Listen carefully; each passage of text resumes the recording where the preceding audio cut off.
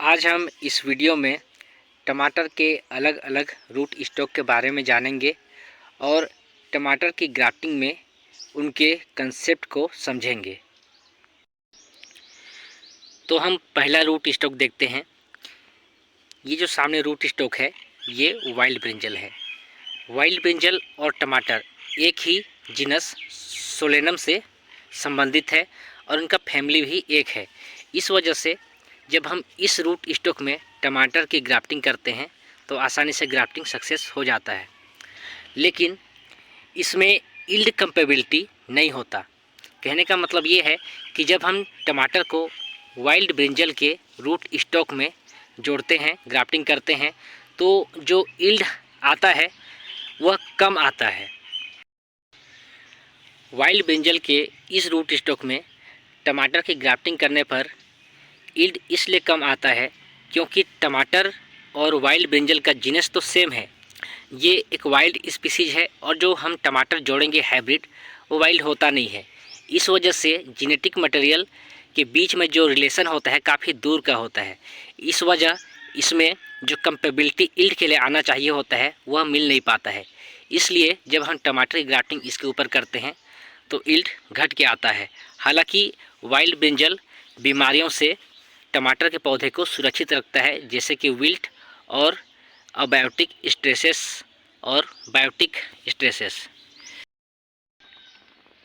इस तरह अगर हमारा जो मेन ऑब्जेक्टिव है कि अपने टमाटर के पौधों को बीमारी से बचाना है, तब हमें उसे वाइल्ड ब्रिंजल के रूट स्टॉक पे ग्राफ्टिंग करना होता है।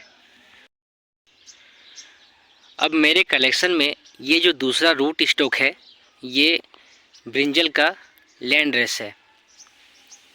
इसमें हम देख सकते हैं पत्तियों में बहुत ज़्यादा मात्रा में यहाँ कांटा दिख रहा है सभी पत्तियों में। अब इसका जीनस और फैमिली, टमाटर का जीनस और फैमिली सेम है और ये भी ब्रिंजल का कल्टीवेटेड स्पीसीज है और इसीलिए जब हम इसके ऊपर में टमाटर की ग्राफ्टिंग करते हैं, जो कि मैं करता हूँ, तो यील्ड कंपेबिलिटी बहुत अच्छा होता है और इसमें जो यील्ड आता है वह वाइल्ड ब्रिंजल में जो हम टमाटर जोड़ते हैं उसके मुकाबले कहीं ज़्यादा आता है। मैं जितना भी टमाटर का ग्राफ्टिंग करता हूँ इसी रूट स्टॉक पे करता हूँ और इसमें यील्ड में कोई भी कमी नहीं है किसी भी रूट स्टॉक के मुकाबले। टमाटर की ग्राफ्टिंग की बात करें तो इस रूट स्टॉक की खास बात यह है कि ये एक तो देसी है और ये पेरेनियल है और इसमें रोग प्रतिरोधक क्षमता है। ये विल्ट के प्रति और नेमेटोड के प्रति रेजिस्टेंट है। अब हमारे सामने ये जो तीसरा रूट स्टॉक है ये हाइब्रिड ब्रिंजल है।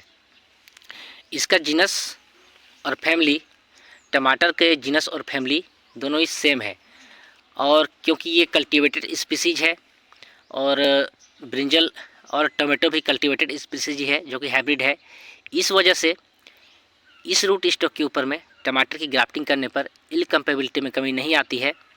लेकिन क्योंकि ये बीमारियों के प्रति जैसे कि विल्ट के प्रति संवेदनशील होता है और पेस्ट जैसे कि नेमेटोड को रजिस्ट नहीं कर पाता है, इस वजह से इसके ऊपर टमाटर जोड़ने के बाद में अचानक बीमारी आता है, पौधे ग्रसित हो जाते हैं और भारी नुकसान हो जाता है। यहाँ पर यह बात ध्यान में रखना बहुत ज़रूरी है।